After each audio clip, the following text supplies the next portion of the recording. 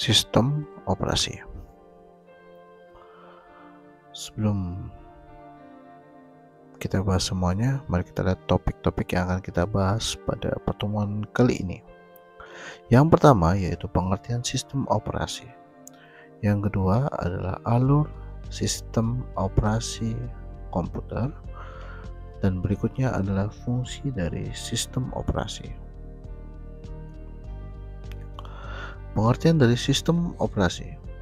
Sistem operasi yaitu perangkat lunak sistem yang mengelola perangkat keras komputer, sumber daya perangkat lunak, dan menyediakan layanan umum untuk program atau aplikasi. Dalam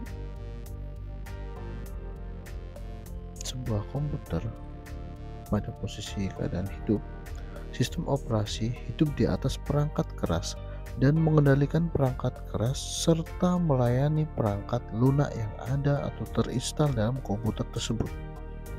Saat sebuah komputer dalam keadaan mati, tentu saja sistem operasi juga akan mati. Yang muncul pertanyaan saat dihidupkan,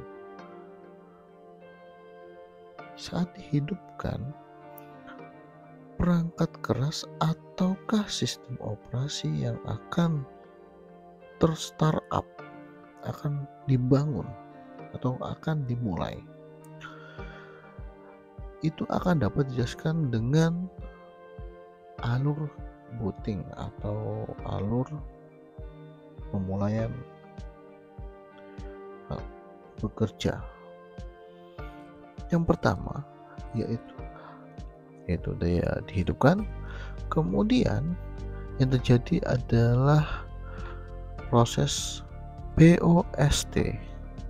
POST singkatan dari Power on Self Test.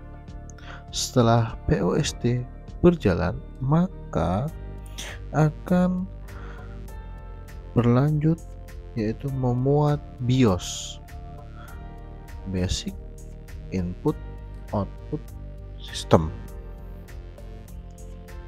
Setelah BIOS berjalan, maka akan memuat sistem operasi. Sistem operasi akan dimuat atau dinyalakan.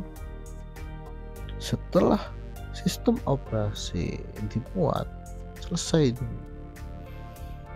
dimuat, kemudian terjadi peralihan, yaitu perangkat keras mengalihkan kontrol ke operating system. Jadi perangkat keras tersebut akan hidup dulu, kemudian power on self test akan berjalan. Setelah itu BIOS atau Basic Input Output System muncul atau berjalan, kemudian baru memuat sistem operasi, kemudian perangkat keras mengalihkan kontrol ke operating system.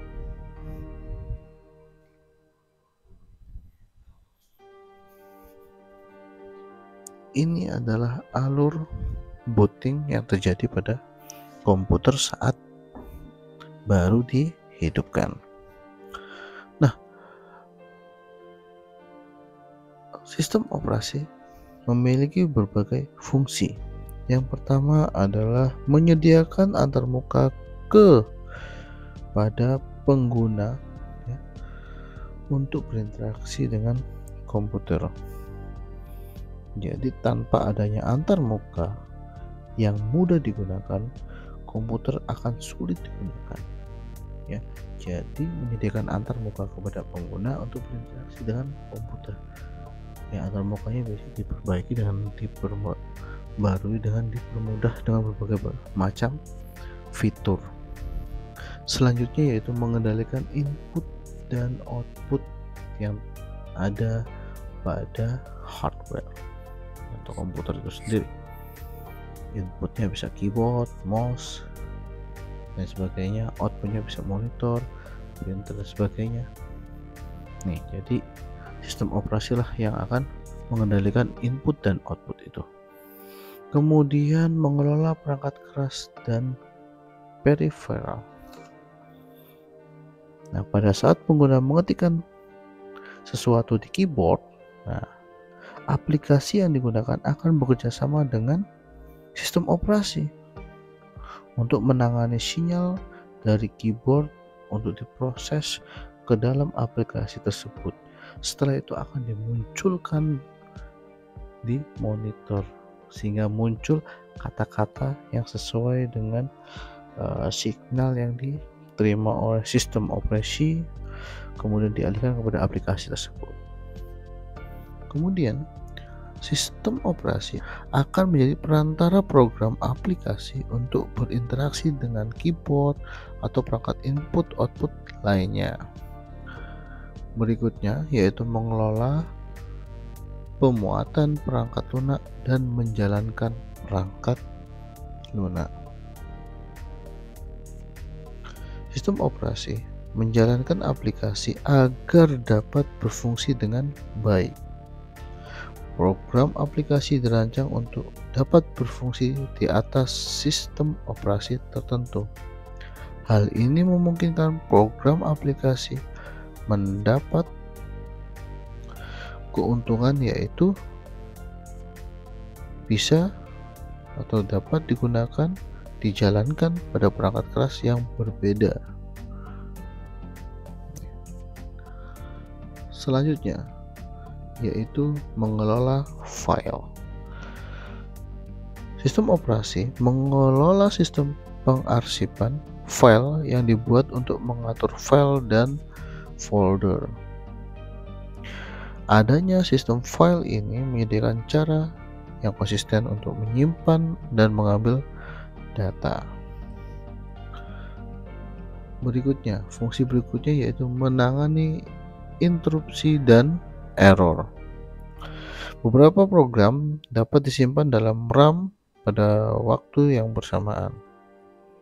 Jadi beberapa program dapat disimpan dalam RAM pada waktu yang bersamaan, tetapi prosesor hanya dapat memperoleh atau memproses satu persatu dari program yang diberikan. Melalui penggunaan sinyal interupsi yang reguler, sistem operasi dapat mengatur permintaan pengguna prosesor, menentukan prioritas sehingga seakan-akan CPU menangani lebih dari satu program sekaligus atau multitasking. Berikutnya yaitu mengelola prosesor dan memori. Sistem operasi juga mengelola CPU saat sebuah program aplikasi diaktifkan. Sistem operasi memuat program tersebut ke memori RAM dan CPU akan mengeksekusi program tersebut. CPU kemudian diinstruksi oleh sistem operasi untuk menjalankan program. Kemudian, selain itu, sistem operasi bertanggung jawab juga untuk mentransfer program ke memori dan dari memori. Sistem operasi melacak penggunaan memori dan memutuskan berapa banyak yang harus diberikan untuk setiap program. Sistem operasi juga memutuskan apa yang terjadi jika tidak ada cukup memori, sangat terbatas. Nah, kemudian mengelola keamanan dan menangani komunikasi dengan jaringan. Jadi, sistem operasi bertanggung jawab atas pembuatan akun pengguna dan kata sandi serta penerapannya. Sistem operasi juga dilengkapi dengan banyak program utilitas. Berikutnya yaitu menangani komunikasi dengan jaringan. Jadi, sistem operasi juga mengatur komunikasi antar komputer di dalam jaringan, baik itu lokal maupun interlokal atau internet.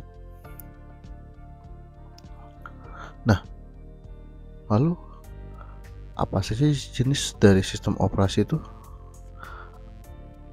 Ini beberapa yang harus dipahami, bahwa yang pertama adalah Linux, kemudian MS-DOS, kemudian ada Unix, kemudian ada Chrome operating system, kemudian ada Windows yang sering digunakan ya, kemudian ada Mac OS, kemudian ada lagi Android. Baik, sekian video kali ini, semoga bermanfaat. Thank you. See you. next time. Maju selalu para pembelajar Indonesia. Dukung selalu channel kami dengan klik like, subscribe, komen, dan share agar channel kami terus berkembang. Maju selalu para pembelajar Indonesia.